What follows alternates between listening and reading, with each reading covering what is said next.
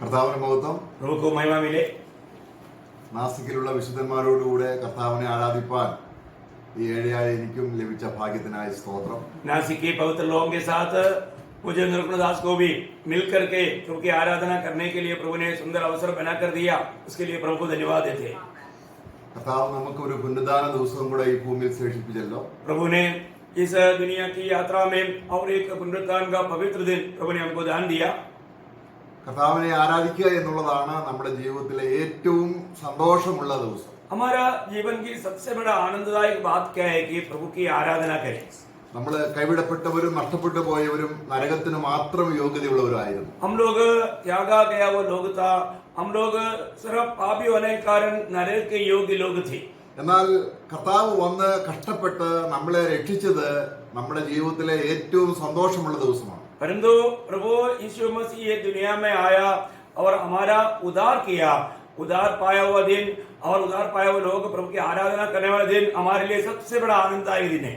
അപ്പൊ നമുക്ക് എല്ലാ പുനരുത്ഥാന ദിവസവും വിശുദ്ധന്മാർ ചേർന്ന് വന്ന് കർത്താവിനെ മഹത്വമുള്ള നാമത്തെ ഉയർത്തി അവനെ ആരാധിക്കുന്നു. हर एक पवित्र लोग जो छुटकारा पाया है हफ्ता का पहला दिन में पवित्र दिन में मिल करके प्रभु का पवित्र नाम को आराधना करता है, उसके नाम को ऊंचा करता है. ഇപ്പോൾ ഇതെല്ലാം കർത്താവ് ചെയ്ത പ്രവൃത്തിയെ നമ്മൾ ഓർത്തുകൊണ്ടും വിശ്വാസത്താൽ ചെയ്യുന്നു. अभी ये सारे काम प्रभु ने जो हमारे लिए किया वो कामों को हम विश्वास के जरिए देखते हुए करते हैं.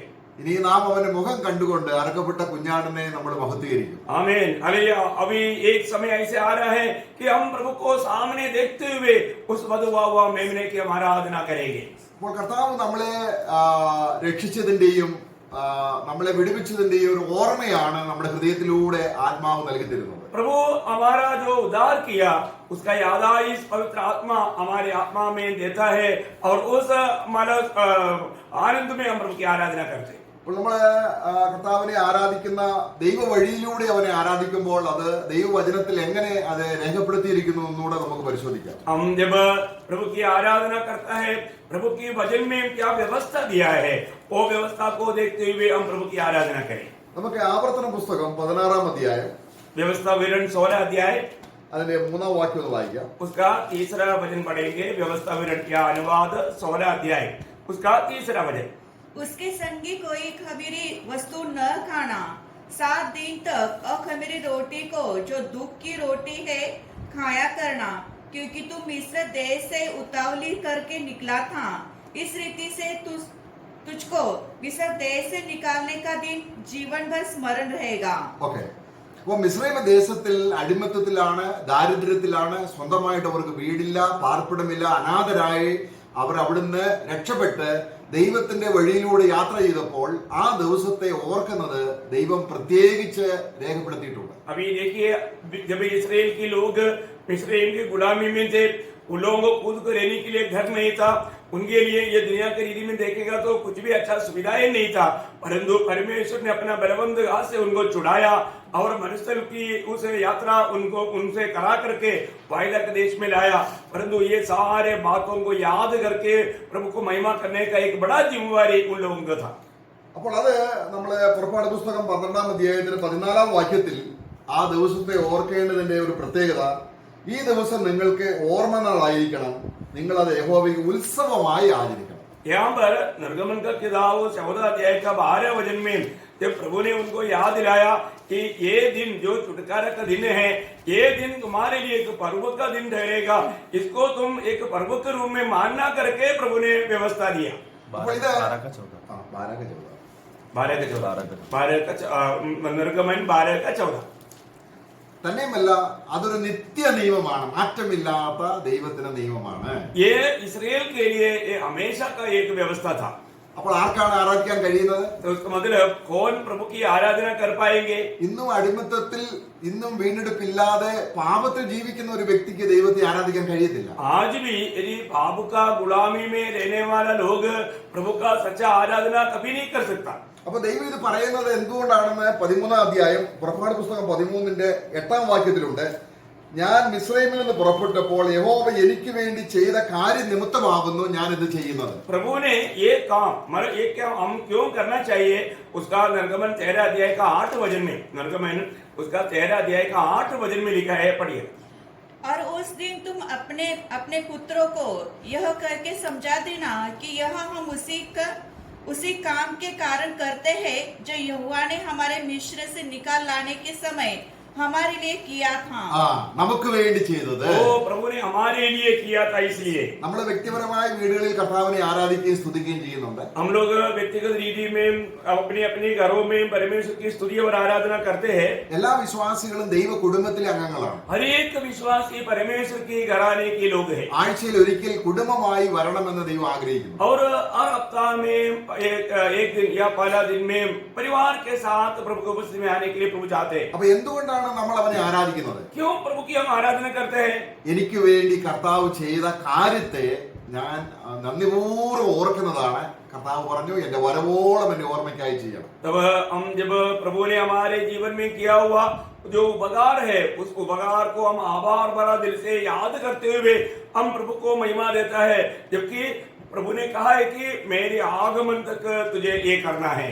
എന്നാൽ അതിനൊരു പ്രത്യേകതയുണ്ട്. നമ്മൾ നേരത്തെ ആവർത്തന പുസ്തകം അതിന്റെ 16:3 വായിച്ചു. നിങ്ങൾ അത് എങ്ങനെയായിരിക്കണം?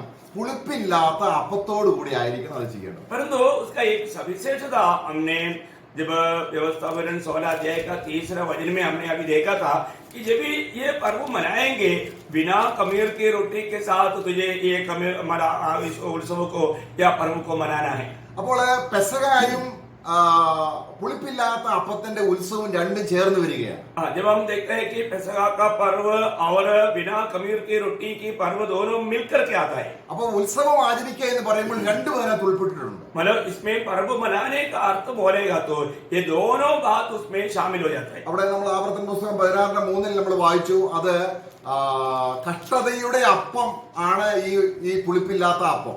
व्यवस्था विवरण 16 का 3 में हमने देखा ये कष्ट का रोटी है जो कि बिना खमीर का रोटी है. എന്ന് പറയുമ്പോൾ മിസ്രൈമിൽ വെച്ച് അവർ തിന്ന കഷ്ടതയല്ല, അവരനുഭവിച്ച കഷ്ടതയെ കുറിച്ചല്ല ഇവിടെ പറയുന്നത്. बोलने का अर्थ मिस्रैम में जो उन्होंने जो अनुभव किया हुआ कष्टों के बारे में यहाँ पर नहीं कह रहा है. ഈ അറുക്കപ്പെട്ട കുഞ്ഞാട്, പെസഹയായിട്ട് അറുക്കപ്പെട്ട കുഞ്ഞാടിന്റെ കഷ്ടത വരാൻ പോകുന്ന മശിഹയുടെ കഷ്ടതയാണ് ഇവിടെ പറയുന്നത്. यहाँ पर जो उनका छुटकारे के लिए एक मेमना वध हुआ, इसी प्रकार आने वाला समय में होने वाला मेमने का वध के बारे में उस यहाँ पर कष्ट बताता है.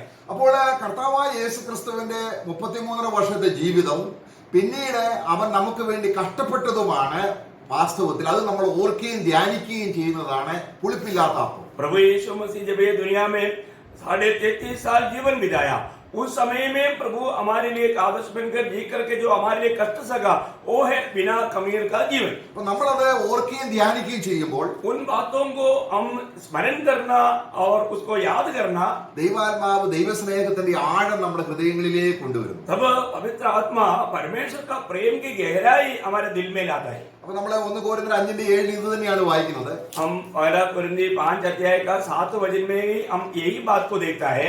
നമ്മൾ ഇവിടെ പുതിയ നിയമത്തിൽ ഒരു ഉത്സവം ആചരിക്കുകയാണ്. हम लोग नया नियम की मंडली के लोग यहाँ पर एक पर्व मनाते हैं. അപ്പോൾ അന്ന് അവരത് ചെയ്തെങ്കിലും അതിന്റെ വാസ്തവമായ നിറവേറൽ സംഭവിച്ചതിനു ശേഷം സഭ അത് ആചരിക്കുകയാണ്. परंतु इसराइल के लोग उस समय में या पासओवर या पार हो जाना ये अनुभव का पर्व लोग मनाया, लेकिन वो एक छाया के रूप में था. असलियत रूप में मंडली उस बात का अनुभव में प्रभु का महिमा करता है. ഇവിടെയും പെസഹ കുഞ്ഞാടുമുണ്ട്, പുളിപ്പില്ലാത്ത അപ്പവുമുണ്ട്. अभी यहाँ पर भी आप ध्यान देना, यहाँ पर भी पेसहा का मेमना भी है, बिना खमीर का रोटी भी है. വായിക്കാം. उसका पहला कुरिन्थी 5 का 7. पुराना खमीर निकाल कर अपने आप को शुद्ध करो कि नया गूंदा हुआ आटा बन जाओ, ताकि तुम अखमीरी हो, क्योंकि हमारा भी फसह जो मसीह है बलिदान हुआ. അതുകൊണ്ട് സത്യവും സ്വച്ഛവുമായ പുളിപ്പില്ലായ്മ കൊണ്ട് തന്നെ ഉത്സവം ആചരിപ്പീൻ. इसलिए आओ हम उत्सव में आनंद मनावे, न तो पुराने खमीर से और न बुराई न दुष्टता के खमीर से, परंतु सीधाई और सच्चाई की अखमीरी रोटी से. അപ്പോൾ ഇവിടെ ഒരു കാര്യം അന്തർലീനമായി വളരെ മർമ്മമായ ഒരു കാര്യമുണ്ട്. ജീവിത വിശുദ്ധി ഇല്ല എങ്കിൽ ആരാധനയിൽ ഒരു സന്തോഷം നമുക്ക് കിട്ടത്തില്ല. यहाँ पर बहुत बड़ा ध्यान से समझने वाला बात क्या है कि अगर हमारे जीवन में एक सच्चा पवित्र जीवन ना रहे तो हमारे आराधना में सच्चा आनंद या आशीष नहीं मिलेगा। ഇത് ആനന്ദം ദൈവം തരുന്ന ഒരു കാര്യമാണ്, പരിശുദ്ധാത്മാവിലുള്ള സന്തോഷമാണ്. क्योंकि ये जो आनंद दुनियादारी के नहीं, ये पवित्र आत्मा से होने वाला मिलने वाला आनंद है। കഴിഞ്ഞ ഒരാഴ്ച എന്റെ ഇഷ്ടത്തിന് ജീവിച്ചിട്ട് ഞാൻ ലോകത്തിൽ ജീവിച്ചു, വീണ്ടും ഇസ്രായേലിന്റെ അടിമത്തത്തിൽ ജീവിച്ചതിന് ശേഷം പെട്ടെന്ന് വന്ന് കർത്താവിനെ ആരാധിച്ചാൽ ഒരു സന്തോഷവും നമുക്കില്ല. अगर हम बिता हुआ एक हफ्ता हम अपनी मनमानी में जी करके, मिस्रैम के अनुभव में जी करके, तुरंत आकर के हम मन परमेश्वर की आराधना करेगा तो वो व्यक्ति को एक सच्चा आनंद नहीं मिलता। എന്നാൽ കഴിഞ്ഞ ഒരാഴ്ച കർത്താവിന്റെ പീഡാനുഭവവും കഷ്ടങ്ങളും എനിക്ക് വേണ്ടി ക്രിസ്തു ചെയ്ത കാര്യങ്ങൾ നമ്മുടെ രഹസ്യ ജീവിതത്തിൽ ഓർക്കുകയും ധ്യാനിക്കുകയും ചെയ്തതിനു ശേഷം നമുക്ക് കർത്താവിനെ ആരാധിക്കാൻ സഭയായി കൂടി വരുമ്പോൾ ഒരു പറയാൻ കഴിയാത്തൊരു ആനന്ദം നമ്മുടെ ഹൃദയത്തിലേക്ക് ഉയർന്നു വരും. परंतु हम जो बिता हुआ हफ्ता में रोज प्रभु का कालवरी सूली की बलिदान को याद करते हुए प्रभु को महिमा देने वाला जीवन बिता करके एक सच्चा तैयारी के साथ इस पुनरुत्थान के दिन में हम प्रभु की आराधना किया है तो हमारे अंदर एक स्वर्गीय आनंद अनुभव हमारे को मिलेगा. നമ്മൾ അക്ഷരീയമായി സ്വർഗത്തിൽ ചെന്നില്ലെങ്കിലും സ്വർഗത്തിൽ ചെന്നതിന്റെ ഒരു പ്രീതിയാണ് ആരാധന ഉളവാകുന്നത്. हम लोग वास्तव में शारीरिक रूप में हम स्वर्ग में नहीं पहुंचा, परंतु सच्चा आराधना करने वाला व्यक्ति को एक स्वर्गीय आनंद का अनुभव मिलते हैं. നമ്മൾ സ്വർഗത്തെ അല്ലല്ലോ ആരാധിക്കുന്നത്, സ്വർഗത്തിലുള്ള നമ്മുടെ ദൈവത്തെ, ആ ദൈവമാണ് നമുക്ക് സ്വർഗത്തെക്കാൾ വലിയവൻ. हम लोग स्वर्ग की आराधना नहीं करता, स्वर्ग का बात से बढ़ करके स्वर्ग को स्वर्ग बनाने वाला प्रभु यीशु मसीह हमारा विषय है. അപ്പൊ നമ്മൾ കർത്താവിനെ ആരാധിക്കുമ്പോൾ നമ്മൾ വായിക്കുന്നുണ്ട്, നമ്മൾ ലേവ്യ പുസ്തകം 23 അധ്യായം 17 വാക്യത്തിൽ സഭ കൂടി വരുന്നതിനോട്, സഭ യഥാർത്ഥത്തിൽ നിലവിൽ വന്നപ്പോൾ, സഭ കൂടി വന്നപ്പോൾ നിങ്ങൾ വീട്ടിൽ നിന്നും 2 അപ്പം പുളിപ്പിച്ച് ചുട്ട് എന്റെ സന്ധിയിൽ കൊണ്ടുവരണം. അത് നമ്മളെയാണ് കാണിക്കുന്നത്. लेवी 23 अध्याय का 17 वचन में हम लोग देखते हैं कि जब मंडली जब इकट्ठा होता है तो वे लोगों को प्रभु ने क्लियर व्यवस्था दिया कि 2 रोटी पका करके मेरी उपस्थिति में लाना. ആദ്യം അത് പുളിപ്പിച്ചതായിരിക്കണം. पहली बात वो मतलब अच्छी तरह कमीर किया होना चाहिए. എന്നിട്ട് അത് എന്ത് ചെയ്യണം? उसके बाद में क्या करना चाहिए? അതിനെ തീയിലിടണം. उसको उस आग में पकाना, എന്നിട്ട് അത് ചുടണം. उसको बाद में उसको पकाना. ഇത് എന്തിനാണ് കാണിക്കുന്നത്? ये किसको बताता है? നമ്മുടെ കർത്താവിനെയാണ് കാണിക്കുന്നത്. हमारा प्रभु यीशु मसीह को दिखाता है. നമ്മളെ നഗരവാതിൽ പുറത്തു വെച്ച് കർത്താവ് കഷ്ടം അനുഭവിച്ചത് നമ്മളെ ശുദ്ധീകരിക്കാൻ വേണ്ടിയാണ്. हमारा प्रभु चावनी से बाहर जो कष्ट सका वो हमें शुद्ध करने के लिए. അപ്പോ യഹൂദനും ജാതിയുമാകുന്ന 2 അപ്പം, अभी यहूदी और जाति ये 2 रोटी, രണ്ടുപേരും പാപികളാണ്. ये दोनों पापी है. ആ രണ്ടുപേരും ന്യായവിധിക്ക് വിധേയരാണ്. दोनों व्यवस्था के अनुसार दंड का योग्य है, उस न्यायासन के सामने आना है. ഇപ്പോൾ അവർ ദൈവസന്നിധി വന്നിരിക്കുകയാണ്. अभी वो लोग प्रभु की उपस्थिति में आया. എങ്ങനെയാണ് വന്നിരിക്കുന്നത്? कैसे आया है? അവർക്ക് പുളിപ്പില്ല. ओ उनका जीवन में अभी खमीर नहीं, അത് ചത്തു. वो खत्म हो गया, मर गया. പുളിപ്പുണ്ടോ? अभी खमीर है क्या?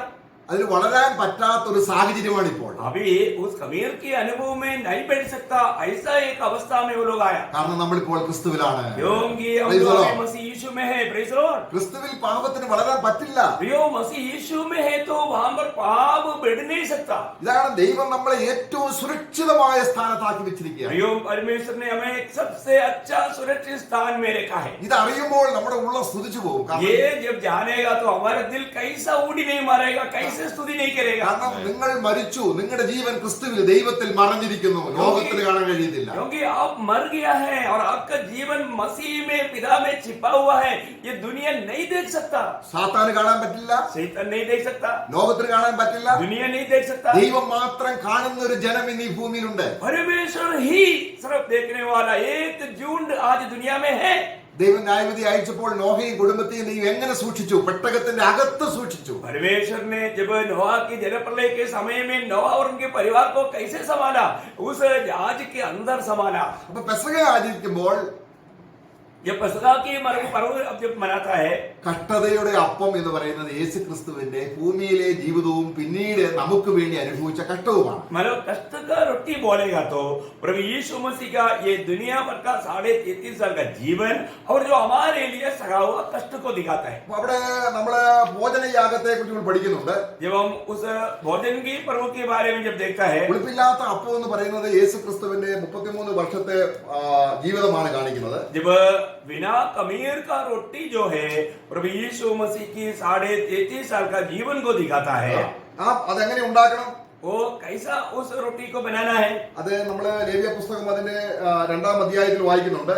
लेवियों व्यवस्था 2रा अध्याय में हम पढ़ता है അത് എണ്ണ ചേർത്ത് ചുടണം, वो मतलब तेल में उसको पकाना है। എന്നിട്ട് അതിന്റെ 6-ാം വാക്യത്തിൽ അത് उसके छठो वचन में കഷ്ണം കഷ്ണമാക്കി നുറുക്കി അതിൽ ഭോജനയാഗം കഴിക്കണം. उसमें टुकड़ा टुकड़ा करके उसको भोजन की बलि के रूप में उसको चढ़ाना है। ഇതാണ് നമ്മൾ കർത്തൃ ദിവസത്തിൽ നമ്മൾ അപ്പം മുറിക്കാൻ പോകുന്നത്. इसको हम जब प्रभु मेष के दिन में या हफ्ता का पहला दिन में प्रभु मेष की आचरण को बताता है। അപ്പൊ എന്താ നമ്മൾ ഓർക്കുന്നത്? ये हम क्या याद करते हैं? ഇത് കർത്താവ് എനിക്ക് വേണ്ടി എന്നെ വിടുവിച്ചതിന്റെ ഓർമ്മയാണ്, എനിക്ക് സന്തോഷമായി ഉത്സവമാക്കി തീർക്കുകയാണ്. प्रभु ने मुझको छुटकारा दिया, वो छुटकारा का आनंद में खुशी में हम लोग ये पर्व मनाता है। അപ്പോൾ നമ്മള് ആമോസിന്റെ പുസ്തകം 6-ാം അധ്യായം അതിന്റെ 6-ാം വാക്യത്തിൽ जब आमोस का किताब 6वां अध्याय उसका 6वां वचन में आमोस 6 का 6 അവിടെ ഇസ്രായേൽ ജനം യോസഫിന് വന്ന കഷ്ടതയെ ഓർക്കണമെന്ന് കർത്താവ് നേരത്തെ പറഞ്ഞിട്ടുണ്ടായിരുന്നു. इसराइल के लोग योसेफ के जीवन में आया हुआ कष्टों को याद करना करके प्रभु ने कहा था। കാരണം യോസഫാണ് അവിടെ കഷ്ടം അനുഭവിച്ച് ഇസ്രായേൽ മക്കൾക്ക് മിസ്രൈമിൽ വേണ്ട നിലയിലുള്ള കാര്യങ്ങൾ ചെയ്തു കൊടുത്തത്. क्योंकि आप सब जानते हैं कि जब योसेफ ने इसराइल के लोगों को वहां पर उन कष्टों में उनको अच्छा शांति से रहने के लिए और उनको खुशी से रहने के लिए प्रबंध करके दिया। പക്ഷെ ആരാധന ദിവസം അവർ എന്ത് ചെയ്തു? परंतु उन्होंने आराधना के दिन में क्या किया? അതിന്റെ 6-ാം അധ്യായത്തിന്റെ 5-ാം വാക്യം വായിക്കുമ്പോൾ उसी का 6 का 5 वचन में जब हम पढ़ता है, तुम सारंगी के साथ गीत गाते और दाऊद के सम्मान भांति भांति के बाजे भी बुद्धि से निकालते हो और रोटी में से दाख मधु पीते और उत्तम उत्तम तेल लगाते हो, परंतु यीशु पर आने वाली विपत्ति का हाल सुनकर शोकित नहीं होते। നോക്കുക, യോസഫിന് വന്ന കഷ്ടത വ്യക്തമായിട്ടില്ല. हाँ, അവര് എല്ലാം പാട്ടുണ്ട്, ആരാധനയുണ്ട്, സ്തുതിയുണ്ട്. പക്ഷെങ്കിൽ യോസഫിന്റെ കഷ്ടതയാണ് ഇവരെ ഈ ഒരു അനുഗ്രഹത്തിലേക്ക് കൊണ്ടുവന്നത് എന്നത് ഓർക്കാത്തത് കൊണ്ട് ദൈവം അവരെ ശിക്ഷിക്കുന്ന നടപടിയെ കുറിച്ച് താപ്പോട്ട് വായിക്കുന്നുണ്ട്. वहां पर हम क्या देखते हैं कि वे लोगों का गीत है, वे लोग बहुत स्तुति करता है, देखने से उन लोग बहुत आनंद मनाता है, लेकिन योसेफ के जीवन में आया हुआ उस कष्ट के बारे में याद करके वो लोग ये काम नहीं करता। പെസക ഉണ്ടോ? पैसा है क्या? ഉണ്ട്. है, പക്ഷെ പുളിപ്പില്ലാത്ത അപ്പത്തിലൂടെയാണ് പെസക ആചരിക്കുന്നത്. परंतु बिना खमीर की रोटी के साथ वो लोग पैसा मना रहा है। ഈ യോസഫ് ആരാണ്? अब ये यूसुफ कौन है? നമ്മുടെ കർത്താവാണ്. ये हमारा प्रभु यीशु मसीह है। നമ്മുടെ കർത്താവിന്റെ നിഴലാണ് യോസഫ്. हमारा प्रभु यीशु मसीह की एक छाया है यूसुफ। അപ്പൊ കർത്താവിന്റെ കഷ്ടാനുഭവവും പെസക ആചരിക്കുന്നതിനുള്ള ബന്ധത്തിൽ കർത്താവിന്റെ കഷ്ടാനുഭവം ഓർക്കുന്നതാണ് നമ്മള് വാസ്തവത്തിൽ പുളിപ്പില്ലാത്ത അപ്പം തിന്നുക എന്ന് ഉദ്ദേശിക്കുന്നു. प्रियोम प्रभु यीशु मसीह की जो हमारे लिए उस वेदना कष्ट उसको याद करके प्रभु को महिमा करना, ये है बिना खमीर का रोटी के पर्व।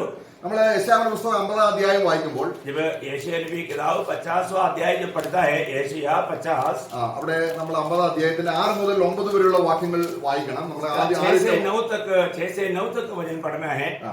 6-ാം വാക്യം വായിക്കുമ്പോൾ उसका 6वां वचन जब पढ़ते हैं, मैंने मारने वालों को अपनी पीठ और गाल नोचने वालों को और अपना गाल किए, अपमानित होने और उनके थूकने से मैंने मुंह न छिपाया। നോക്കുക, നമ്മളാണ് ലജ്ജിതരായി നരകത്തിൽ പോയി കഷ്ടം അനുഭവിക്കേണ്ടത്. हम लोग हमारा पाप के कारण इन सारे कष्टों को नरक में जाकर अनुभव करना चाहिए था। എന്നാൽ കർത്താവായ യേശുക്രിസ്തു നമുക്ക് വേണ്ടി അവന്റെ പുറവും മുതുകും തുപ്പുന്നവർക്കും അടിക്കുന്നവർക്കും മടി കൂടാതെ ഏൽപ്പിച്ചു കൊടുത്തു. परंतु हम देखते हैं कि हमारा प्रभु यीशु मसीह हमारी खातिर उन्होंने अपनी पीठ दिखाया, चेहरा दिखाया, क्योंकि वो बिना लज्जित होकर के इन सारे अनुभवों को अपने हमारे लिए अपने ऊपर ले लिया। അപ്പൊ നമുക്ക് വേണ്ടി കഷ്ടം സഹിക്കുന്നത് സന്തോഷത്തോടെ സഹിച്ചു എന്നാണ് നമ്മൾ വായിക്കുന്നത്. और हम देखते हैं कि जो हमारे लिए जो कष्ट सगा वो प्रभु यीशु मसीह आनंद से सहा करके हम देखते हैं। ആ ആനന്ദമാണ് ഹോളി സ്പിരിറ്റ് നമ്മളിലേക്ക് കൊണ്ടുവരുന്നത്. जो प्रभु यीशु मसीह ने जो आनंद सहा, वो आनंद को पवित्र आत्मा हमारे दिल में जाता है। അപ്പൊ കർത്താവ് ഹൃദയത്തിലോ ഇവർക്ക് വേണ്ടിയാണല്ലോ, ഇങ്ങനെയുള്ളവർക്ക് വേണ്ടിയാണല്ലോ, എന്തിനാണ് ഞാൻ കഷ്ടപ്പെടുന്നത്, അങ്ങനെയുള്ള ഒരു നീരസം നമ്മളെ കുറിച്ച് അവനില്ലായിരുന്നു. प्रभु यीशु मसीह जब ये कष्ट सहने के समय में वो मैं कैसा लोगों के लिए, ये सड़ा हुआ लोगों के लिए, इतना दुष्ट लोगों के लिए, इतना बुरे लोगों के लिए मैं कष्ट सह रहा है, ऐसा मानो सोचने वाला एक भावना तक यीशु मसीह के दिल में नहीं थी। എന്നാൽ നാം ദൈവത്തിന്റെ സത്യം ഗ്രഹിക്കുന്നത് വരെയും परंतु हम प्रभु की सच्चाई को जानने तक, അല്ലെങ്കിൽ ഒരു യഥാർത്ഥ ആരാധകൻ ആകുന്നത് വരെയും हम एक सच्चा आराधक बनने तक നമ്മൾ ഈ കാര്യം നമുക്ക് മനസ്സിലാകില്ല, നമ്മളെ യേശു ക്രിസ്തുവിനെ കഷ്ടത്തിൽ ഉപേക്ഷിച്ചു കളയും. हम लोग इन बातों को समझ नहीं पाएंगे. इतना ही नहीं, हम आराधना में प्रभु यीशु मसीह को हम छोड़ देंगे. അവിടെ നമ്മൾ യോഹന്നാന്റെ സുവിശേഷം 14 അധ്യായം അതിന്റെ 29 വാക്യം നമ്മൾ ഇങ്ങനെ വായിക്കുന്നു. जब यूहन्ना का सुसमाचार 14 अध्याय उसके 29 वचन में, यूहन्ना गॉस्पेल चैप्टर 14 वर्स 29, और मैंने अब इनके होने से पहले तुमसे कह दिया है कि जब तक वह हो जाए तो तुम विश्वास करो. അതായത് നമ്മൾ 50 അധ്യായത്തിൽ നമ്മൾ വായിച്ചല്ലോ, കർത്താവ് കഷ്ടമേൽക്കുമ്പോൾ ഈ ജനം എന്നെ ഉപേക്ഷിക്കും, അല്ലെങ്കിൽ ഈ ശിഷ്യന്മാർ എന്നെ ഉപേക്ഷിക്കും എന്ന് കർത്താവ് അവിടെ പറയുകയാണ്. अभी हम लोग उससे पहले यीशु मसीह ने गवाही दिया था, जब कष्ट आएगा तो मेरे चेलों लोग भी मुझको छोड़कर जाएंगे करके प्रभु ने बताया. അപ്പൊ കർത്താവ് എന്താ പറയുന്നത്? अभी प्रभु यहाँ पर क्या कहता है?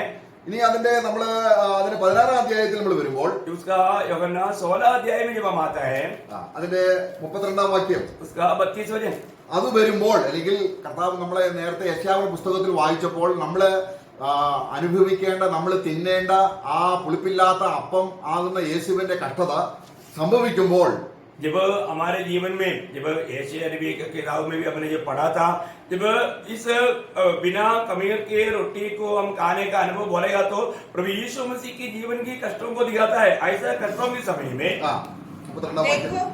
देखो वो घड़ी आती है, वरन आ पहुंची है कि तुम सब तितर बितर होकर अपना अपना मार्ग लोगे और मुझे अकेला छोड़ दोगे.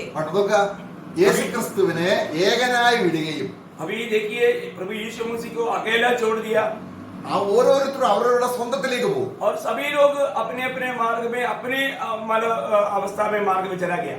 അപ്പൊ ആരാധനയിൽ ഈ കാര്യം സംഭവിക്കാം. प्रियो, आराधना में ऐसा भी बात हो सकता है. എന്നാൽ കർത്താവ് പറയുകയാണ്, परंतु प्रभु कहता है, അപ്പോൾ എന്റെ കഷ്ടതയും എന്റെ വേദനയും ഇത് ആര് കാണുന്നുണ്ട്, ആര് സ്വീകരിക്കും, ആര് അംഗീകരിക്കും? मेरा वेदना, मेरा कष्ट, दुख कौन इन बातों को स्वीकारेगा?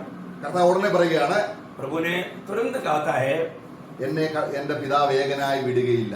मेरा पिता मुझे कभी अकेला नहीं छोड़ता. കാരണം യേശു ക്രിസ്തുവിന്റെ കഷ്ടതയെ അതിന്റെ അർത്ഥത്തിൽ വിലമതിച്ച് ആ അർത്ഥത്തിൽ അവനെ കാണുന്ന ഒരു പിതാവ് തനിക്കുണ്ട്. प्रभु यीशु मसीह की कष्टों को जिस मतलब से है, किस अर्थ से है, उसी अर्थ में देखने वाला एक पिता प्रभु यीशु मसीह के लिए है. അതാണ് നമ്മൾ 50 യശയ്യാവിന്റെ പുസ്തകം 50 നമ്മൾ വായിച്ചത് 6 വാക്യം. कोई बात को हमने अभी यशायाह नबी की किताब 50 अध्याय का 6 वचन में अभी पढ़ा था, यशायाह 50 का 6. എന്നാൽ അവന്റെ ശിഷ്യന്മാർ അവനെ ഉപേക്ഷിക്കും, क्योंकि उनके चेले लोग प्रभु यीशु मसीह को छोड़ देंगे. എന്നാൽ 50 അധ്യായത്തിന് 7 മുതൽ വായിക്കുമ്പോൾ, परंतु जब यशायाह 50 का 7 से जब हम आगे पढ़ता है, क्योंकि प्रभु यहोवा मेरी सहायता करता है, इस कारण मैंने संकोच नहीं किया, वरन अपना माथा चकमक के समान कड़ा किया, क्योंकि मुझे निश्चय था कि मुझे लज्जित होना न पड़ेगा. जो मुझे धर्मी ठहराता है वह मेरे निकट है. ഇവിടെ എന്താണ് അർത്ഥമാക്കുന്നത്? अभी यहाँ पर क्या अर्थ यहाँ पर हम देखता है? കാരണം നമ്മൾ അനുഭവിക്കേണ്ട, നമ്മൾ ഭക്ഷിക്കേണ്ട ആ പുളിപ്പില്ലായ്മ ദൈവസന്നിധിയിൽ ഓൾറെഡി വെളിപ്പെട്ട് കഴിഞ്ഞു. प्रियो, जो हम लोग अनुभव करना चाहिए था, वो जो बिना खमीर का अनुभव परमेश्वर की नजर में प्रकट हो चुका है. Praise the Lord. Praise the Lord. ഇതിൽ അതുകൊണ്ടാണ് എന്നെ ആ പ്രവൃത്തിയെ ദൈവം നീതീകരിക്കുകയാണ്. और उस काम को परमेश्वर ने धार्मिकता गिना.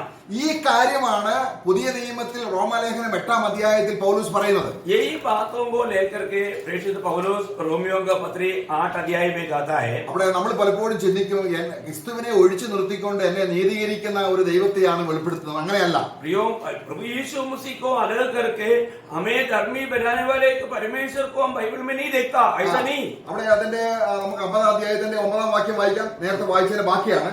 जब यशायाह 50 अध्याय का 9 वचन भी थोड़ा जो पहले पढ़ा था उसका बाकी भी थोड़ा पढ़ेंगे. सुनो, प्रभु यहोवा मेरी सहायता करता है, मुझे कौन दोषी ठहरा सकेगा? ഈ കഷ്ടം അനുഭവിച്ച് ഞാൻ ഏകനായിരിക്കുമ്പോൾ എന്നെ ആരിനി കുറ്റം വിധിക്കും? എന്റെ പിതാവുണ്ട് എന്നെ നീതീകരിക്കാൻ. अभी ये सारे कष्ट सगा हुआ मुझको कौन दोष लगा सकता है, क्योंकि मुझे धर्मी ठहराने वाला पिता मेरे लिए है. അതാണ് നമ്മള് റോമാലേഖനം 8 അധ്യായം അതിന്റെ 33 വാക്യത്തിൽ വായിക്കുന്നത്. वही बात को प्रेषित पौलुस ने रोमियो का पत्री 8 अध्याय का 33 वचन में कहता है. परमेश्वर के चुने हो पर दोष कौन लगाएगा? परमेश्वर ही है जो उनको धर्मी ठहराने वाला है। Praise the Lord. അപ്പൊ യേശുക്രിസ്തുവിന്റെ കഷ്ടാനുഭവം നമ്മുടെ വിശുദ്ധീകരണത്തിന്റെ അപ്പമായി നമ്മൾ സ്വീകരിക്കുമ്പോൾ ക്രിസ്തുവിനോട് കൂടെ നാം ദൈവസന്നിധിയിൽ വിലയേറിയവരായി തീരുകയാണ്. देखिए, प्रभु यीशु मसीह के कष्टों को हमारे लिए जब गिना जाता है तो हम लोग परमेश्वर की दृष्टि में एकदम मूल्यवान अवस्था में पहुंच जाता है। കാരണം യേശു കഷ്ടം അനുഭവിച്ചപ്പോൾ നമ്മൾ ആരും തന്റെ 12 ശിഷ്യന്മാരും അവനെ വിട്ടുപോയി. क्योंकि जब प्रभु यीशु मसीह कष्ट सह रहा था उस समय में प्रभु की 12 चेले प्रभु को छोड़कर चला गया था। അതുകൊണ്ട് കർത്താവ് ചിന്തിക്കണം, അയ്യോ എന്റെ പ്രവൃത്തി വ്യർത്ഥമായി പോയല്ലോ എന്ന് ചിന്തിക്കുന്നില്ല. इसलिए प्रभु यीशु मसीह कभी ये नहीं सोचता है कि ओ मेरा काम सब व्यर्थ हो गया, ऐसा कभी नहीं ഇല്ല, सोचता। എന്റെ പിതാവിന്റെ അടുക്കലുണ്ട്. ऐसा नहीं है, मेरा धर्मी बनाने वाला मेरा पिता मेरे पास है, അവൻ എന്റെ കഷ്ടത കാണുന്നുണ്ട്. वो मेरा कष्टों को देखता है, എന്റെ ജനത്തെ ശുദ്ധീകരിക്കാനുള്ള എന്റെ വേദനയാണെന്ന് എന്റെ പിതാവ് കാണുന്നുണ്ട്. मेरा लोगों को शुद्ध करने के लिए ये वेदना में सहराव करके मेरा स्वर्गीय पिता जानते हैं। പിതാവിന്റെ നീതി എല്ലാം അവൻ തൃപ്തിപ്പെടുത്തി. और परमेश्वर की धार्मिकताओं को प्रभु यीशु मसीह ने मतलब तृप्त कर दिया।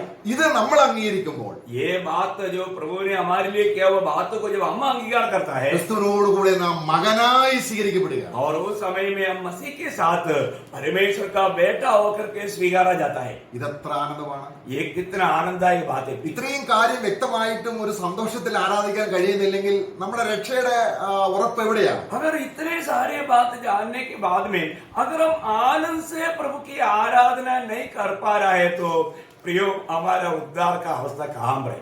ഇവിടെ നോക്കുക, ഇവിടെ കർത്താവ് പറയുകയാണ്, നിങ്ങൾ ആരും എന്റെ കഷ്ടത ധ്യാനിച്ചില്ലെങ്കിലും അതെ ഈ ശിഷ്യന്മാര് പിന്നെ പരിശുദ്ധാത്മാവ് വന്നപ്പോൾ അവർ ആ കഷ്ടതയോട് ഏകീഭവിച്ച് ക്രിസ്തുവിനോട് ചേർന്ന് ജീവിച്ചു. अभी जब कष्ट के समय में ये वेदना के समय में चले लोग भी छोड़कर भाग गया, लेकिन जब पवित्र आत्मा आया तो उस समय में आत्मा ने प्रभु यीशु मसीह हमारे लिए क्या वो बातों को चेलों को प्रकट किया तो उन्होंने प्रभु यीशु मसीह के उन कष्टों को याद करते हुए प्रभु की आराधना किया, प्रभु का महिमा किया। അവരെ പുളിപ്പില്ലാത്ത അപ്പം നിരന്തോറും തിന്നത് കൊണ്ടാണ് ക്രിസ്തുവിന് വേണ്ടി രക്തസാക്ഷികളാകാൻ ഒരു മടിയുമില്ലാതായി തീർന്നത്. वे लोग आत्मा पाने के बाद में निरंतर प्रभु यीशु मसीह के लिए एक बिना कमीर की एक अच्छा पर्व मनाते हुए जीवन बिताया।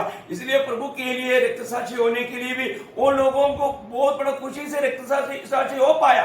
രക്തസാക്ഷി മരണം മാത്രമല്ല, सिर्फ वो रक्तसाक्षी हुआ इतना ही नहीं, ക്രിസ്തുവിന് വേണ്ടി കഷ്ടം അനുഭവിക്കേണ്ട ഒരു മനോഭാവം നമ്മളിൽ ഉളവാകുന്നത് ഈ പുളിപ്പില്ലാത്ത അപ്പം തിന്നുന്നതിലൂടെയാണ്. मसीह के लिए कष्ट सहने का एक मनोभावना हमारे में उत्पन्न होता है, ये हम इस बिना कमीर की रोटी खाने के द्वारा है। പൗലോസാണ് ഏറ്റവും കൂടുതൽ ക്രിസ്തുവിന്റെ കഷ്ടാനുഭവങ്ങളോട്, അവനെ ഫിലിപ്പിയ ലേഖനം 3-ാം അധ്യായത്തിന്റെ 10-ാം വാക്യം വായിക്കുകയാണ് നമ്മൾ. അവൻ പ്രായം ചെന്നിട്ട് അവൻ പറയാണ്, അവന്റെ കഷ്ടാനുഭവത്തിന്റെ കൂട്ടായ്മ കിട്ടാൻ ഞാൻ ആഗ്രഹിക്കുന്നു. अभी हम देखते हैं कि प्रेषित लोगों में सबसे अधिक प्रेषित पौलुस ने इन कष्टों की गहराई में गया।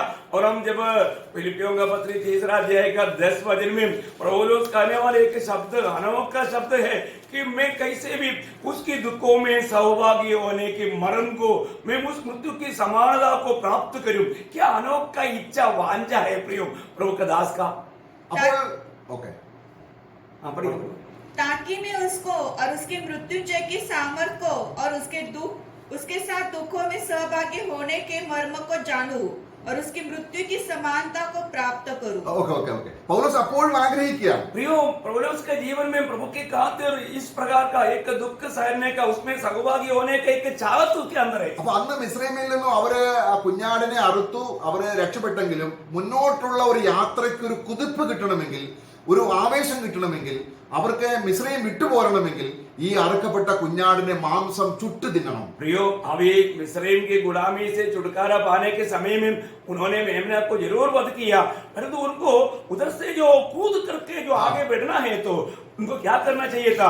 ये मेमने का मांस को उनको पका करके खाना था। അപ്പൊ യേശുക്രിസ്തുവിന്റെ ഈ പുളിപ്പില്ലാത്ത അപ്പം നമ്മൾ തിന്ന് അവനെ ആരാധിക്കുമ്പോൾ, ആരാധന കഴിയുമ്പോഴേക്കും അവന് വേണ്ടി കുതിക്കുന്ന ഒരു അനുഭവം ഹോളി സ്പിരിറ്റ് നമ്മുടെ ഉള്ളിൽ തരും. जब हम प्रभु यीशु मसीह के लिए सच्चा आराधक बनना है तो प्रभु यीशु मसीह की कालवरी सूली की उस मृत्यु को याद करने वाला उस हमारा अनुभव हमारे अंदर लेगा तो प्रभु के खातिर जीवन बिताने का एक बड़ा सोर्स, एक बड़ा ताकतदार एक अवस्था हमारे दिल में मिलेगा। അപ്പം ക്രിസ്തുവിന്റെ മരണത്തോടെ ആരാധനയിൽ ഏകീഭവിച്ചപ്പോൾ പൗലോസിന് വിശ്വാസികൾക്ക് വേണ്ടി കഷ്ടം അനുഭവിക്കുന്ന ഒരു സന്തോഷം ആത്മാവ് കൊടുത്തു. प्रियोम अलिया जब प्रभु के कष्टों में दुखों में सहभागी होने का भेद को जब जाना तो सच्चा आराधना का गहरा अनुभव पौलुस को प्रभु ने दिया। നമ്മളവിടെ കൊലോസ്യ ലേഖനം അതിന്റെ 1-24 വാക്യം. जब कोलोसियों का पत्री पहला अध्याय का 24 वचन, कोलोसियों उसका पहला अध्याय उसका 24 वचन।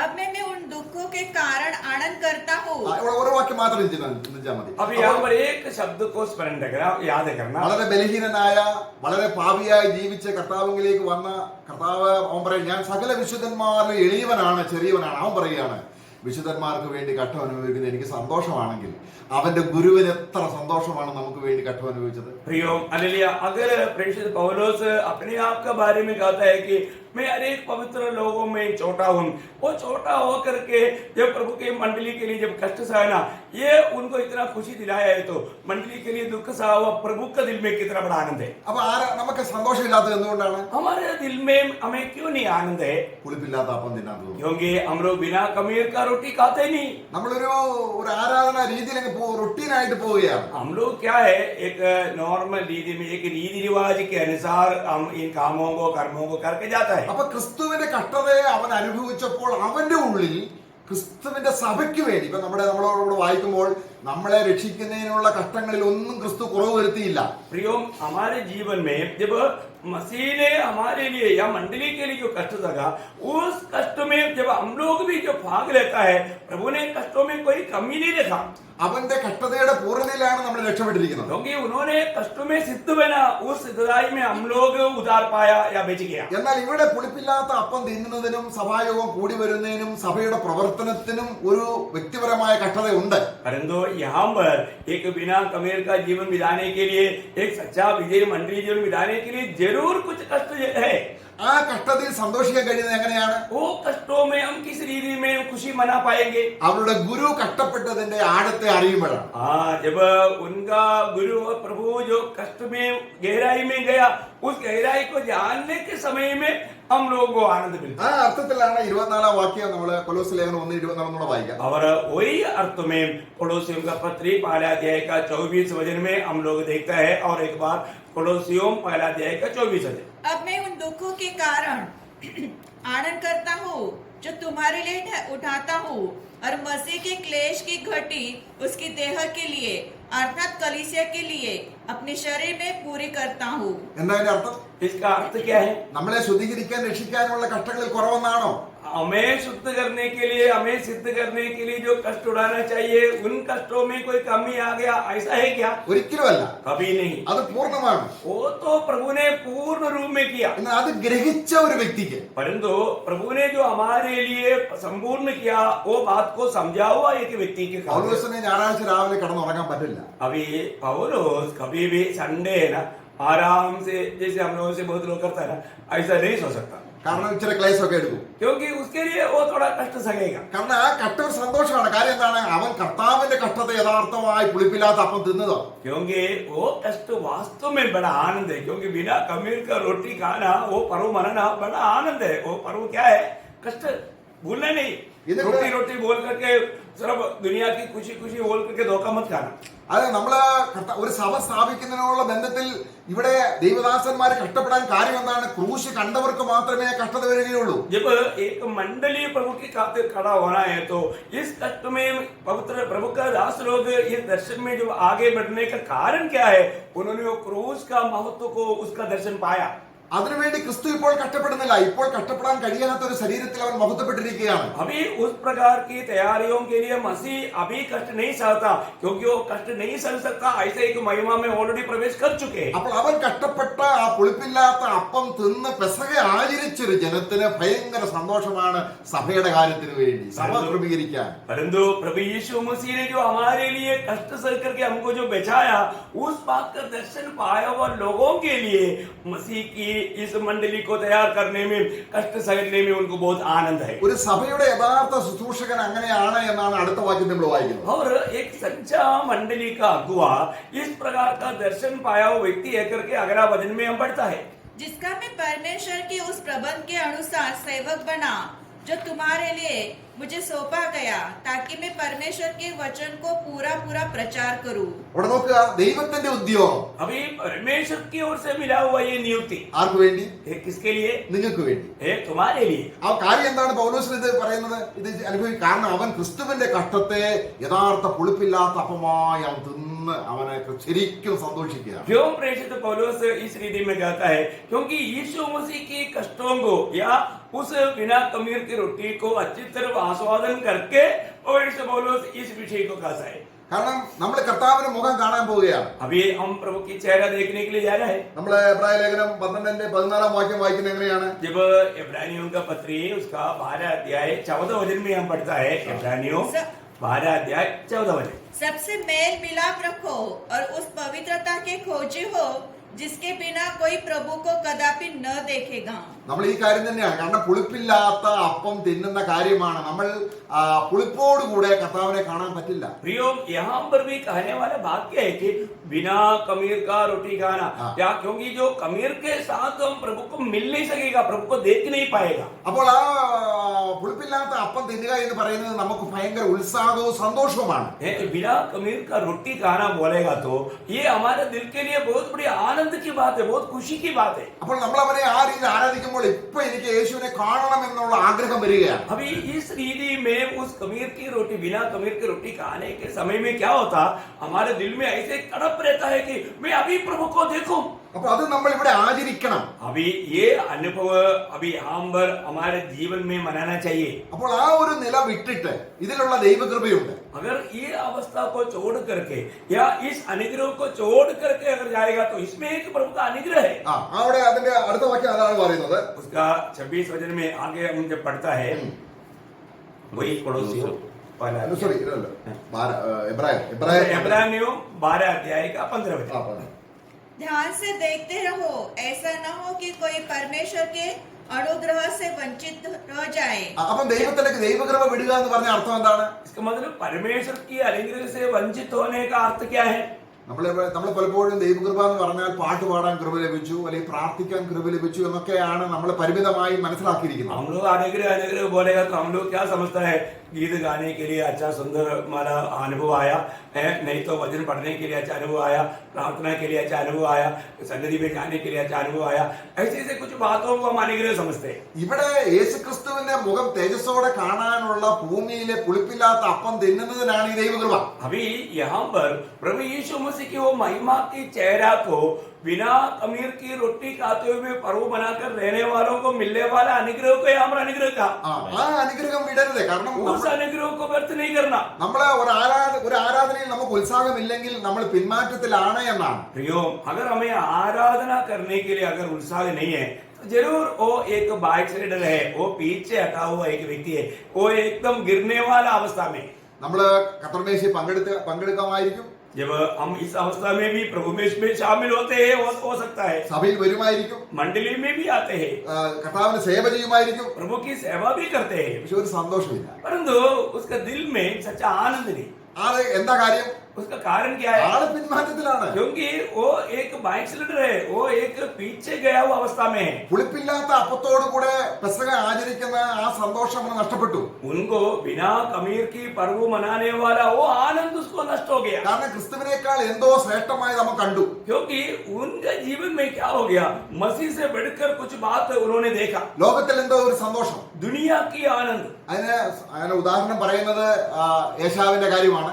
इसके लिए यहाँ पर इब्रानियों उसका 12 अध्याय का 16 वचन में हम देखते हैं, वहां पर उसका उदाहरण के रूप में एसाव की बात कहता है। ഒരു ഊണിന് ജ്യേഷ്ഠാവകാശം വിറ്റുകളഞ്ഞു. क्योंकि उसने एक बार की भोजन के लिए उन्होंने पलवटा पद को उन्होंने भेज डाला। ലോകത്തിലെ ഒരു സന്തോഷത്തിന് വേണ്ടി, ഒരു സിനിമ കാണുന്നതിന് വേണ്ടി, അല്ലെങ്കിൽ ഒരു സന്തോഷം കിട്ടുന്നതിന് വേണ്ടി യേശു ക്രിസ്തുവിനെ ആത്മാവ് മാറ്റിവെച്ചു. दुनिया का खुशी के लिए एक टाइम एक सिनेमा देखने के लिए, एक टाइम पर दुनिया का कुछ खुशी मिलने के लिए उन्होंने क्या किया? आनंद काल का खुशियों को बाजू कर दिया। ദൈവം പറഞ്ഞത് എന്താണ്? परमेश्वर ने क्या कहा? 7 ദിവസം ഒരാഴ്ച മുഴുവനും അതേ പുളിപ്പില്ലാത്ത അപ്പം തിന്നിട്ട് വേണം പെസഹ ആചരിക്കാൻ.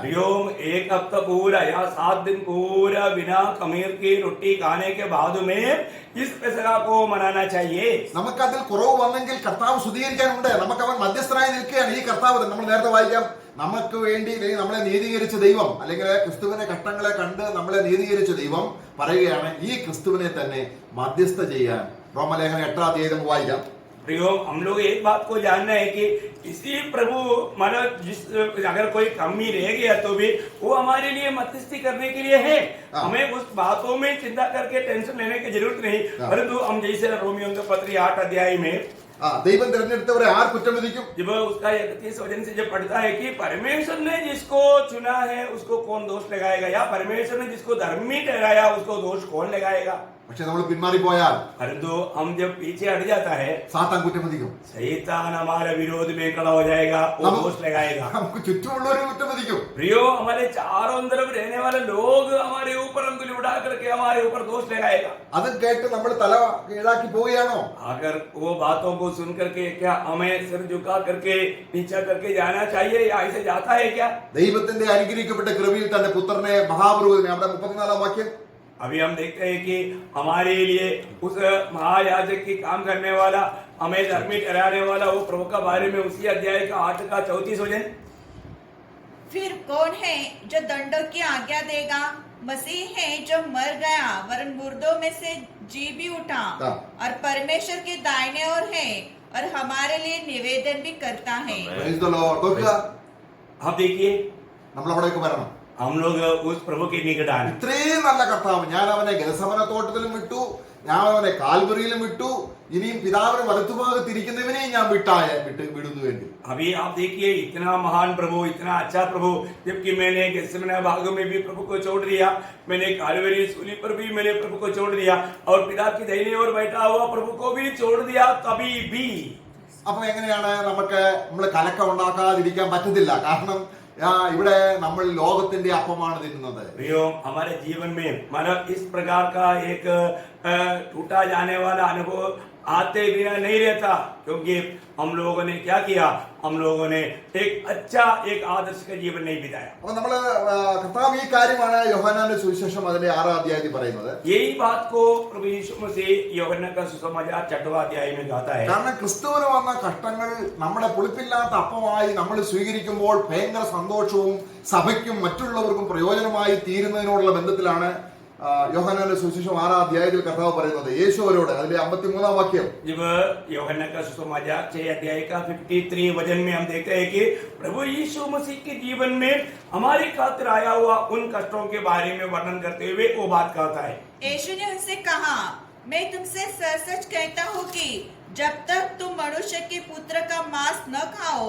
और उसका लहू न पियो, तुम में जीवन नहीं। ജീവൻ ആ ജീവൻ ഏതാണ്? मतलब यहाँ पर तुम में जीवन नहीं, वो जीवन कौन सा है?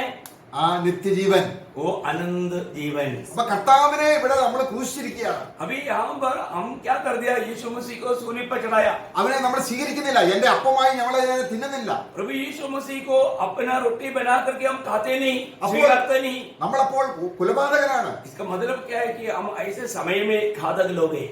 ഒരു കുലപാതകനിലും നിത്യജീവൻ വസിച്ചിരിപ്പില്ല. और प्रभु का वचन क्लियर कहता है, कोई भी हत्यारे में अनंत जीवन वास नहीं करता। നമുക്ക് എത്ര വലിയ തെറ്റാണ് നമ്മൾ ചെയ്യുന്നത്? कितना बड़ा अपराध हम करते हैं प्रियो। ആരാധനയിൽ സന്തോഷമില്ലായ്മ, നമ്മൾ ഈ അപ്പവീഞ്ഞങ്ങളിൽ പങ്കെടുക്കുമ്പോൾ അല്ലെങ്കിൽ നമ്മളെ ആരാധിക്കുമ്പോൾ ആത്മാവിന്റെ ഒരു സന്തോഷമില്ലായ്മ നാം നമ്മുടെ വഴിയെ നടക്കുന്നത് കൊണ്ടാണ്. आराधना में आनंद क्यों नहीं?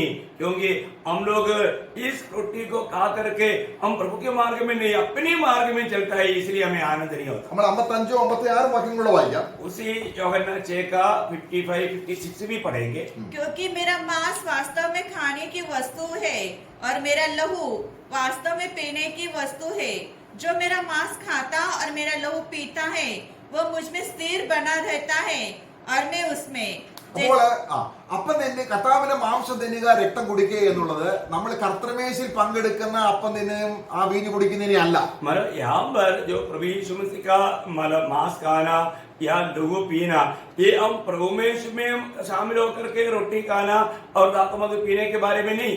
നമ്മളൊരു അപ്പം എടുത്തു തിന്നു അല്ലെങ്കിൽ അല്പം വീഞ്ഞു കുടിച്ചു എന്ന് വിചാരിച്ച് നമ്മുടെ ഉള്ളം ഗെത്സമന തോട്ടത്തിലെ കർത്താവിന്റെ കഷ്ടത അത് നമ്മൾ ഒരാഴ്ച ഓർക്കുകയും ധ്യാനിക്കുകയും ചെയ്യാതെ വന്ന് ഇതെടുക്കുമ്പോൾ അതൊരു കർമ്മമായിട്ട് മാറുകയാണ്. प्रियो, अगर हम लोग प्रभु यीशु मसीह हमारे खातिर जो गेत्सेमनी बाग में जो कष्ट सगा, जो क्रूस पर जो कष्ट सगा, उन बातों को याद करते बिना हम प्रभु में शामिल होता है तो वो सिर्फ एक आचरण बन जाता है, वो सच्चा आनंद हमें नहीं मिलता. അപ്പൊ നമ്മൾ കർത്താവിനോട് കൂടെ നടക്കുമ്പോൾ, जब हम प्रभु के साथ जब चलता है, കർത്താവ് നമ്മുടെ ഭക്ഷണമാണ്. प्रभु हमारे लिए भोजन है. നാം അവനെ ഭക്ഷിക്കുന്നതിലൂടെയാണ് നാം വിശുദ്ധരായിക്കൊണ്ടിരിക്കുന്നത്. हम प्रभु को खाने के द्वारा हम पवित्र बनते जाता है, पवित्रता में हमारा उन्नति होता है. നാം ഭക്ഷിച്ച് അവനെ പോലെ ആയിത്തീരുകയാണ്. हम खाते खाते हम प्रभु यीशु मसीह के जैसा बनते जाता है. നമുക്ക് ഈ ഭൂമിയിൽ ശേഷിക്കുന്ന ഏത് നിമിഷവും നമുക്ക് അവനെ ഭക്ഷണമായി ദൈവം തന്നിരിക്കുകയാണ്. प्रियो, हम लोग जब तक ये दुनिया में जीते हैं तब तक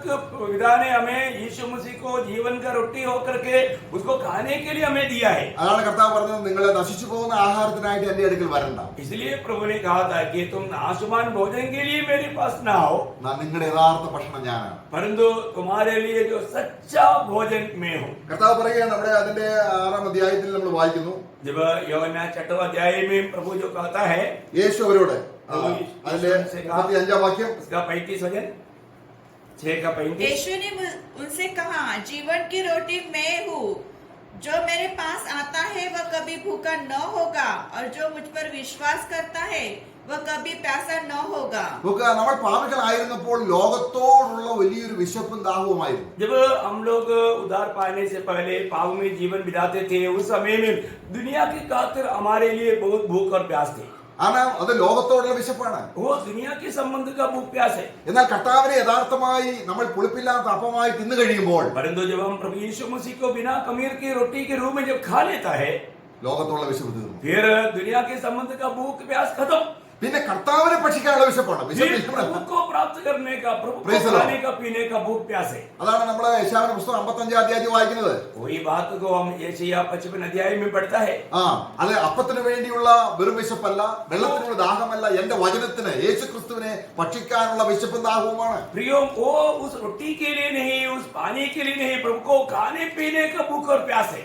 അപ്പോൾ ഇപ്പോൾ നമുക്ക് ആ നിലയിലുള്ള വിശപ്പ് ഉണ്ടാകണമെങ്കിൽ आज अगर हमें उस प्रकार का सच्चा भूख प्यास होना है तो നമ്മള് കർത്താവിനെ ഏകനായി വിട്ട ഗെത്സമനായിലേക്ക് കാൽവരിയിലേക്ക് വരണം. हम लोग प्रभु को अकेला छोड़ दिया था, उस गेत्सेमनी और उस कालवरी में हम आना चाहिए. ദൈവം മാത്രം കണ്ട, ദൈവം മാത്രം സാക്ഷി നിന്ന ആ സ്ഥലത്തേക്ക് പരിശുദ്ധാത്മാവ് എന്നെയും കൂടെ വരികയാണ്. जब स्वर्गीय पिता अकेला देखते रहा, प्रभु अकेला वो सारे बात को परखते रहा, उसी स्थान में पवित्र आत्मा मुझको और आपको लेकर आता है. അപ്പോൾ നമുക്ക് ആത്മാവ് വെളിപ്പെടുത്തുകയാണ്, तब पवित्र आत्मा हमको उन बातों को प्रकाशित करके देता है. എത്ര ദോഷിയായി എനിക്ക് വേണ്ടി പുത്രനെ നൽകി തന്നല്ലോ. इतना भयंकर अपराधी मुझके लिए पिता ने अपने पुत्र को दे दिया. അപ്പോൾ അവിടെ നമ്മൾ റോമലേഖനം 8-ാം അധ്യായത്തിലേക്ക് വീണ്ടും വരാം. जब हम रोमियों का पत्र 8 अध्याय में वापस आए, നമ്മൾ അവിടെ വായിക്കുകയാണ്, वहां पर हम पढ़ते हैं, ഇനിയും സ്വന്തം പുത്രനെ ആദരിക്കാതെ जब अपना एकलौता पुत्र के आदर नहीं किया,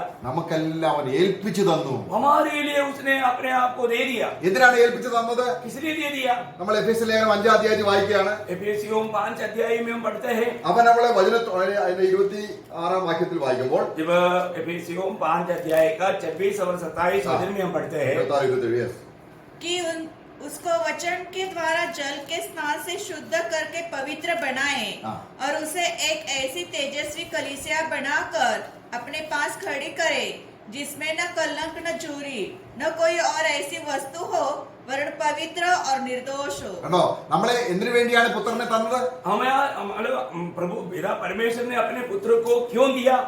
അത് നമ്മൾ മനസ്സിലാക്കിയാൽ, वो बात अगर हम जानने से, ആ ആവശ്യം നിറവേറിയാൽ, उस जरूरतों को बात को मतलब अगर पूरा हो जाए, നാം ദൈവസന്നിധിയിൽ വിശുദ്ധരും നിഷ്കളങ്കരുമാണെന്ന് പിതാവിന് മനസ്സിലായാൽ, अगर हम परमेश्वर की उपस्थिति में पवित्र और निर्दोष है, ये बात को पिता को अगर मालूम पड़ा, ഈ ഭൂമിയിൽ ആവശ്യമുള്ളതെല്ലാം തരും. അത് നിശ്ചയമായി തരും. ये दुनिया में जो भी जरूरत बात है वो सब बात तो प्रभु निश्चय देगा. അപ്പൊ നമ്മളെ ശുദ്ധീകരിക്കാനുള്ള ക്രിസ്തുവിന്റെ കഷ്ടാനുഭവത്തെ നമ്മൾ മറികടന്ന് കുറെ ഭൂമിയിലെ കാര്യങ്ങൾ ചോദിച്ചാൽ നമുക്ക് അത് ദൈവത്തിന് ഒന്നും കിട്ടത്തില്ല. प्रियो, अगर हमें पवित्र करने वाला उस कालवरी सूली का, उस पृथ्वी का, उस प्यार को छोड़ करके हम दुनिया की बातों को मांगते रहेगा तो कुछ भी नहीं मिलेगा. ഇത് ഏറ്റവും വേദനാജനകമായി നമ്മൾ അറിയേണ്ട കാര്യം, സ്വന്തം പുത്രനെ ആദരിക്കാതെ वो हमें बहुत जरूरी जानने वाली बात है कि अपना एकलौता पुत्र का भी आदर ना करते हुए നമുക്ക് വേണ്ടി ഏൽപ്പിച്ചു തന്നു. हमारे लिए सोम दिया. എന്തിനാണ് ഏൽപ്പിച്ചു തന്നത്? किस लिए सोम दिया? വെറുതെ അങ്ങ് സ്വർഗത്തിൽ പോകാനല്ല.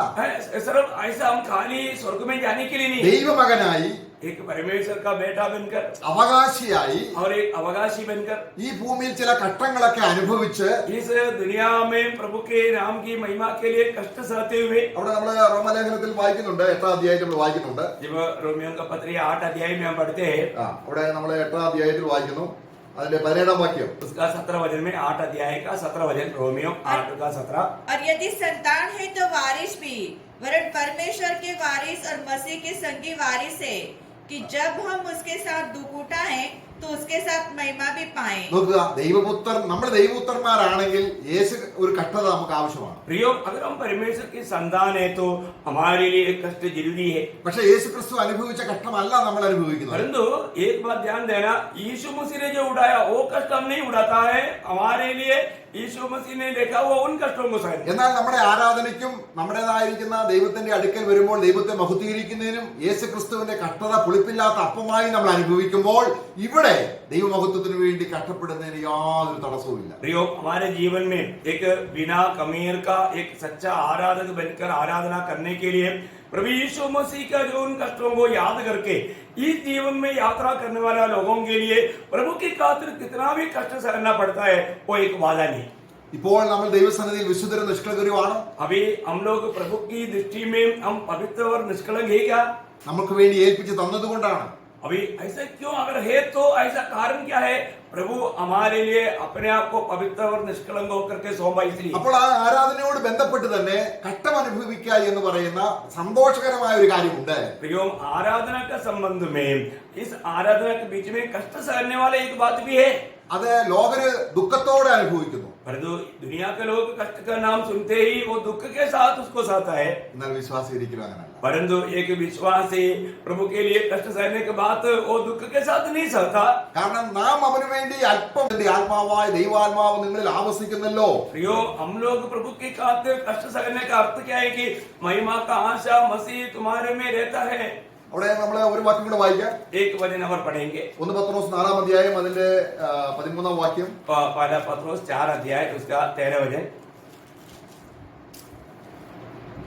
पर जैसे जैसे मसीह के दुखों में सहभागी होते हो, आनंद करो, जिससे उसकी महिमा के प्रकट होते समय भी तुम भी आनंदित और मगन हो.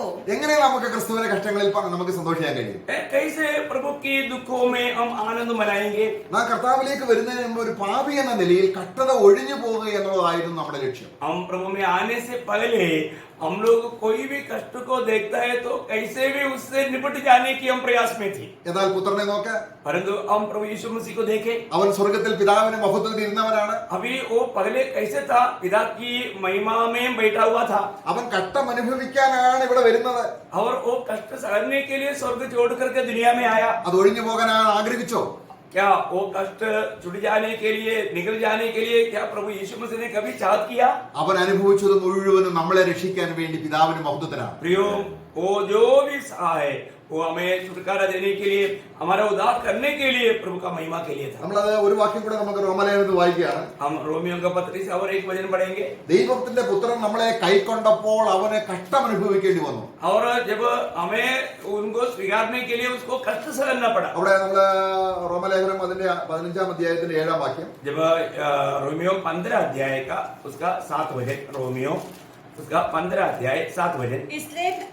इसलिए जैसा मसीह ने परमेश्वर की महिमा के लिए तुम्हें ग्रहण किया है, वैसे ही तुम भी एक दूसरे को ग्रहण करो. നമ്മളെ എവിടെയാണ് യേശു സ്വീകരിച്ചത്? अभी हमको प्रभु यीशु मसीह ने कहां पर ग्रहण किया? ആ ഗത്സമന തോട്ടത്തിൽ. उस गेत्सेमने भाग में. എന്റെ പിതാവ് എനിക്ക് തന്ന പാനപാത്രം ഞാൻ കുടിക്കേണ്ടതല്ലയോ എന്ന് പറഞ്ഞ് നമ്മുടെ മേൽ വരേണ്ട ന്യായവിധിയാണ് യേശു ക്രിസ്തുവിടെ കുടിച്ചത്. प्रियो, मेरा पिता ने मुझे दिया हुआ कटोरा क्या मुझे नहीं पीना चाहिए? पीना चाहिए. ये पिता का महिमा के लिए, हमारे लिए यीशु मसीह ने वहां पर पिया. ആ ഓർമ്മയാണ് നമ്മൾ അപ്പവീഞ്ഞുകൾ അനുഭവിക്കുന്നത്. और वही याद है इसको हम लोग प्रभु में यीशु में रोटी और दाखमधु पीने के समय में हम लोग याद करते हैं. അത് കുടിക്കുമ്പോൾ നമ്മൾ സന്തോഷത്തോട് പറയുകയാണ്, കർത്താവേ നീ കുടിച്ചതുകൊണ്ട് ഞാൻ കുടിക്കേണ്ടതില്ല. प्रियो, उस समय में हम लोग ये कहता है प्रभु का सामने कि प्रभु यीशु मसीह ने हमारे लिए पिया, इसलिए वो कटोरा हमें पीने की जरूरत नहीं। അതുകൊണ്ട് പൗലോസ് അവിടെ അതിന്റെ 15-ാം അധ്യായത്തിന്റെ 9-ാം വാക്യത്തിൽ പറയുകയാണ്, और रोमियो 15 अध्याय का 9 वचन में प्रेषित पौलुस कहता है, പാപം ചെയ്തവൻ കഷ്ടം അനുഭവിക്കണം, ശിക്ഷിക്കപ്പെടണം എന്ന ദൈവത്തിന്റെ സത്യനിമിത്തം യേശു ക്രിസ്തു പരിച്ഛേദനയ്ക്ക് ശുശ്രൂഷക്കാരനായി തീർന്നു. 8 वचन। इसलिए मैं कहता हूँ कि जो प्रतिज्ञाएं बाप दादों को दी गई थी उन्हें दृढ़ करने के लिए मसीह परमेश्वर की सच्चाई का प्रमाण देने के लिए खतना किए हुए लोगों का सेवक बना। അതിന് പരിച്ഛേദനയ്ക്ക് ശുശ്രൂഷക്കാരനായി തീർന്നു എന്ന് പറഞ്ഞാൽ നമ്മൾക്ക് വേണ്ടി കൈകൊണ്ടല്ലാത്ത ഒരു പരിച്ഛേദന കാൽവരി ക്രൂശിൽ അനുഭവിച്ചു. मतलब खतना किया हुआ लोगों का सेवक बनने का अर्थ क्या है कि हमारे लिए बिना हाथ का एक खतना प्रभु यीशु मसीह ने कालवरी सूली में अनुभव किया। അതുകൊണ്ട് ജാതികൾ इसलिए जाति के लोग ദൈവത്തിന്റെ ഈ കരുണ നിമിത്തം इस अनुग्रह के कारण ദൈവത്തെ മഹത്വീകരിക്കണം. प्रभु को महिमा देना चाहिए। അതെന്നാ ക്രിസ്തു കഷ്ടം അനുഭവിച്ചത് നമ്മൾ പിതാവിനെ മഹത്വപ്പെടുത്തണമെന്ന്. प्रियो प्रभु यीशु मसीह कष्ट सका, इसलिए हम पिता की महिमा करना चाहिए बोलते हैं। അത് കർത്താവ് തന്നെ അത് ചെയ്തിട്ടുണ്ട്. നമ്മൾ യോഹന്നാന്റെ സുവിശേഷം 13-ാം അധ്യായത്തിൽ വരുമ്പോൾ और हम देखते हैं कि ये कार्य प्रभु ने खुद किया। യോഹന്നാൻ का सुसमाचार जब 13 अध्याय में हम देखते हैं, അതിന്റെ 30-ാം വാക്യത്തിൽ കർത്താവിനെ ഒറ്റുകൊടുക്കാനായിട്ട് യൂദ അവിടെ പണം വാങ്ങി. उसका 30 वचन में हम देखते हैं कि प्रभु यीशु मसीह को पकड़वाने के लिए इस्करियोत यूदा ने वो पैसा को लिया। അവിടെ കണ്ണം വാങ്ങിയ ഉടനെ അവൻ എഴുന്നേറ്റ് പോയി. और हम देखते हैं कि वहां पर उन्होंने उस रोटी खाते ही माला को उड़कर चला गया। അപ്പോൾ 13-ന്റെ 31-ാം വാക്യം, और उसका 13 अध्याय का 31 वचन, यूहन्ना उसका 13 अध्याय 31। जब वह बाहर चला गया तो यीशु ने कहा, अब मनुष्य के पुत्र की महिमा हुई है और परमेश्वर की महिमा उसमें हुई है। നോക്കുക, തനിക്ക് ക്രൂശിക്കപ്പെടാനുള്ള സമയം, അതായത് വചന നിവൃത്തി, തന്റെ ഒരു ശിഷ്യന് ഒറ്റുകൊടുക്കും എന്നുള്ള വചന നിവൃത്തി ഇപ്പോൾ യേശു ക്രൂശിക്കപ്പെടാൻ പോവുകയാണ്. അപ്പോൾ കർത്താവ് പറയുകയാണ്, ഇപ്പോൾ എന്റെ പിതാവ് മഹത്വപ്പെടുത്തിയിരിക്കുന്നു. ओ अभी आप देखिए प्रियो, यहाँ पर हम देखते हैं कि यीशु मसीह के बारे में वो उस पे चढ़ाया जाएगा। उस बात को पूरा करने के लिए प्रभु का वचन के अनुसार उसके चेलों में से एक व्यक्ति यीशु मसीह को पकड़वाएगा। वो कार्य यहाँ पर पूरा हो गया बोल करके प्रभु पिता का नाम महिमा हुआ, पिता महिमा लिया, वो बात को यहाँ पर बताता। അപ്പോൾ ക്രിസ്തുവിന്റെ കഷ്ടാനുഭവത്തെ നമ്മൾ വാസ്തവത്തിൽ പുളിപ്പില്ലാത്ത അപ്പമായി അനുഭവിക്കുമ്പോൾ പിതാവ് എത്ര, കാരണം നമ്മൾ വിശദീകരിക്കപ്പെടുകയാണ്. ഞാനൊരു ദൈവവൈദ്യനായി നടക്കുകയാണ്, തന്റെ പുത്രൻ നടന്ന അതേ പാതയിൽ നടക്കുകയാണ്. प्रियो, हमारा बिना कमीर का रोटी क्या है? प्रभु यीशु मसीह के उन कष्टानुभवों को याद करके हम पिता का महिमा करना। Praise the Lord. हालेलुया। അതാണ് പത്രോസിന്റെ ലേഖനം 1 പത്രോസ് 4-ാം അധ്യായത്തിൽ നമ്മൾ വായിക്കുന്നത്. वही बात को हम पहला पत्रोस 4 अध्याय में पढ़ते हैं। ക്രിസ്തു ജനത്തിൽ കഷ്ടം അനുഭവിച്ചതുകൊണ്ട് इसलिए प्रभु यीशु मसीह अपने शरीर में कष्ट सका, इसलिए वही मनुष्य को एक हथियार के रूप में धारण कर लो। അങ്ങനെ നടക്കുന്ന വ്യക്തി ऐसा चलने वाला व्यक्ति ഇനി മനുഷ്യരുടെ ഇഷ്ടത്തിനുള്ള പാപത്തിനല്ല, अभी मनुष्य की इच्छा के अनुसार पापों के लिए नहीं, അവന്റെ പിതാവായ യേശു ക്രിസ്തുവിന്റെ പിതാവായ ദൈവം നമ്മുടെ പിതാവായപ്പോൾ वो यीशु मसीह की पिता जब हमारा भी पिता बन गया, പിതാവിന്റെ ഇഷ്ടത്തിന് നടക്കുക. वो पिता की इच्छा में चलता है। അപ്പൊ നമ്മള് പുളിപ്പില്ലാത്ത അപ്പം തിന്നുന്നതിന്റെ ഗൗരവമാണ് നമ്മൾ ഇന്ന് ചിന്തിച്ചത്. प्रियो, हम लोग अभी तक क्या देख रहा था?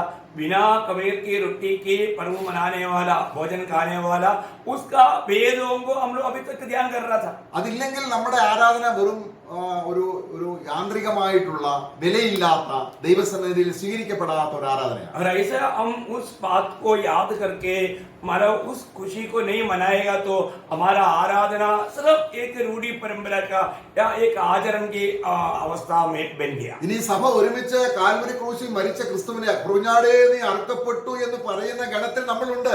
ഇവിടെ വെച്ച് ശരിക്കും ആരാധിച്ചില്ലെങ്കിൽ എങ്ങനെ ആ ഗണത്തിൽ വരും? यो हमें बात को जानना है, स्वर्ग में जाने के समय में आराधना लोग, मतलब परमेश्वर की मेमना वधुआ करके वहां पर आराधना करने वाला लोग यहाँ पर वो बात को बोल करके आराधना नहीं किया तो वहां पर जाकर के सिर्फ बोलेगा, सोचना तक धोखा है। നോക്കുക, ഇവിടെ അവർ പറയുന്നത് അതേ കുഞ്ഞാടേ നീ അറുക്കപ്പെട്ടു. परंतु यहाँ पर वो लोग बोलता है कि ओ मेमना, जो पसगा का मेमना आपका वध हो गया है। Praise the Lord. Praise the Lord. നമ്മൾ എത്ര ഭാഗ്യവാന്മാരാണ്. हम लोग कितना धन्य लोग हैं. ദൈവത്തെ ആരാധിക്കുക എന്ന് പറഞ്ഞ ഒരു ചെറിയ കാര്യമല്ല. परमेश्वर की आराधना करना बोलने से एक छोटी बात ഇത് नहीं. മുഴു ജീവിതമാണ്. ये हमारा संपूर्ण जीवन है. കഴിഞ്ഞ ഒരാഴ്ചത്തെ ജീവിതമാണ്. ये एक पूछना एक हफ्ते का एक लंबा ഈ जीवन है. അടുത്ത ആഴ്ച ഒരാഴ്ച കൂടുതൽ ഈ കബീർക്ക റൊട്ടി കഴിച്ചിട്ട് പിതാവിനെ ആരാധിക്കുമ്പോൾ അതിന്റെ സന്തോഷം വലുതാണ്. अगर प्रभु की आगमन देरी हुआ तो और एक हफ्ता हम इस प्रकार का कष्ट में होकर के प्रभु उसको अनुभव करते हुए आराधना करेगा तो उस आराधना का अनुभव बहुत बड़ा है. വിശുദ്ധീകരണത്തിൽ മുന്നേറും തോറും കഷ്ടത അനുഭവിക്കാനുള്ള തീവ്രമായ പരിശുദ്ധാത്മാവിന്റെ സഹായം കിട്ടും. प्रियो पवित्रताई में जैसे जैसे हम आगे बढ़ता है तो उसमें हम कष्ट सहने के लिए हमें हमेशा पवित्र आत्मा का सहायता मिलेगा. അത് ആ അർത്ഥത്തിൽ കണ്ടവരെ അനുഭവിക്കാൻ പോകുന്ന ആ സന്തോഷവും അവർ കിട്ടുന്ന ആ കിരീടങ്ങളും എത്ര വലുതാണ്. प्रियो अगर इसी अर्थ में प्रभु यीशु मसीह क्या उन कष्टों में सहभागी होने वाला दर्शन पाएगा तो हमें मिलने वाला वो महिमा और हमें मिलने वाला प्रतिफल कितना बड़ा रहेगा. കർത്താവോട് പറയുകയാണ് യെശയ്യാവിന്റെ പുസ്തകത്തിൽ, ഞാൻ ലജ്ജിക്കുകയില്ല, കാരണം എന്റെ പിതാവിന് കിരീടം ഒരുക്കിയിട്ടുണ്ട്. क्योंकि प्रभु वहां पर कहता है कि मैं कभी लज्जित नहीं होगा क्योंकि अल्लाह पिता मेरे लिए मुकुट तैयार किया है. നാം അവനോടുകൂടെ തേജസ്കരിക്കപ്പെടേണ്ടതിന് तो हम भी प्रभु के साथ महिमा पाने के लिए നമുക്ക് ആ കർത്താവിന്റെ വഴിയിൽ ആരാധിക്കാം. प्रियो हम उस प्रभु के मार्ग में प्रभु की आराधना करें. കർത്താവ് നമ്മെ സഹായിക്കും. प्रभु हमारे सहायता करे. Praise the Lord.